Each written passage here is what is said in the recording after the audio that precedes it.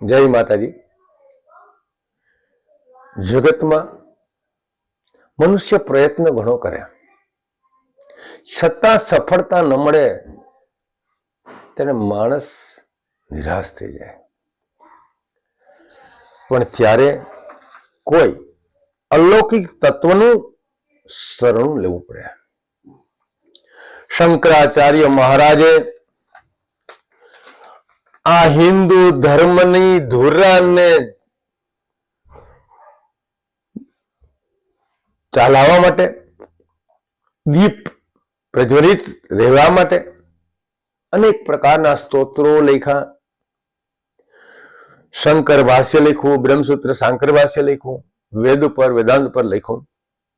છતાં પણ કીધું માં કુપુત્રો જાય તો ક્વચિદપી કુમાતા ન ભૂતિ, અને માં અને આરાધન માટે દેવી અપરાધ ક્ષમાપન સ્તોત્રનું નિર્માણ કરે છે। આ શિખરણી છંદમાં છે। હિમાલયમાંથી નદી વહેતી હોય, પાણી ખલ ખલ ખલ ખલ ખલ જાતું હોય, એ છંદમાં ખલ ખલ ખલ ખલ ખલ ખલ, આ રીતે આ મંત્ર આ ભગવાને દેવી અપરાધ ક્ષમા સ્તોત્ર શિખરણી છંદમાં લખેલ છે। ન મંત્રમ નો યંત્રમ તદપી ચ ન જાને સ્તુતિમહો,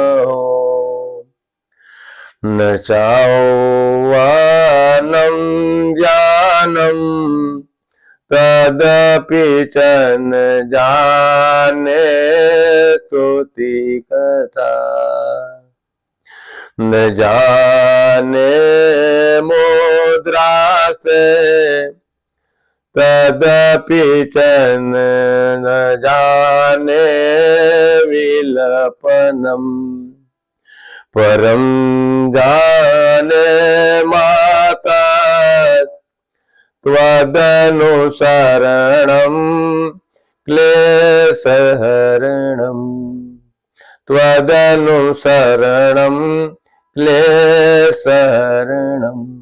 એમાં ન મંત્રમ, હું આપના મંત્રને જાણતો નથી, ન યંત્રમ, માં તમારા યંત્રને પણ હું જાણતો નથી, ન જાને સ્તુતિ મહો, હું તમારી માન કે સામાન્ય સ્તુતિને પણ જાણતો નથી, ન ચ આવાહનમ, માં તમારું આવાહન, ધ્યાનમ તમારું ધ્યાન એ પણ જાણતો નથી, અથવા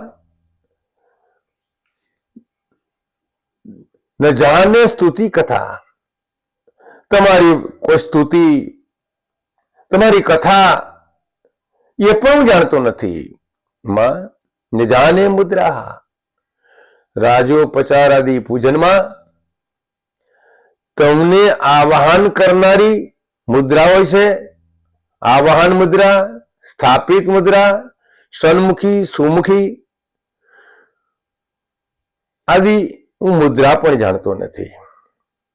તદપી ન જાની વિલપનમ, ભગવાન તમારી પાસે મારે વૃક્ષ ચિંતન, તમારી પાસે મારે કઈ રીતે વિલાપ કરવો એ પણ મને ખબર પડતી નથી। ન જાને વિલપનમ, બસ પરમ જાને માતસ્મા, હું એક જ વસ્તુ જાણું છું કે તદ અનુસરણમ, તારું શરણ ક્લેશ હરણમ, તમારા શરણથી હરેક પ્રકારના દુઃખ નાશ થઈ જાય માં, એ હું ખબર છે। આ શંકરાચાર્ય મહારાજનો દ્રઢ વિશ્વાસ છે, અને એ વિશ્વાસની ધુરાએ આપણે પણ સંસારની અંદર લાભા લાભો જયાજો સુખ દુઃખે સમીકૃતવા, સુખ દુઃખ લાભ ગેરલાભ થવાના જ, ત્યારે હારવું નહીં। રામ નરેશ ત્રિપાઠીએ કીધું, પ્રભુ મુझे ऐसी शक्ति प्रदान कर, दुख में कभी हार न मानूं, सुख में तुझे न मानूं, सुख में कभी तुमने न भूलूं, ऐसी शक्ति हम अनिकेतन, हम अनिकेतन। હમ રમતે રામ મારા પ્રભુ આવી તાકાત મને દે. આ પ્રથમ શ્લોકમાં આ તે માતાજીનું સુંદર આરાધન કર્યું. એવા શ્લોકો પણ ક્રમશઃ આપણે એનું શ્રવણ કરશું. અસ્તુ. જય માતાજી. બધાની મનોકામના પૂર્ણ થાય, બધા સારી વિદ્યા સંપાદન કરે, સારા સંસ્કારોથી એ આખા સંસારને પ્રજ્વલિત કરે એવી પ્રાર્થના. જય માતાજી.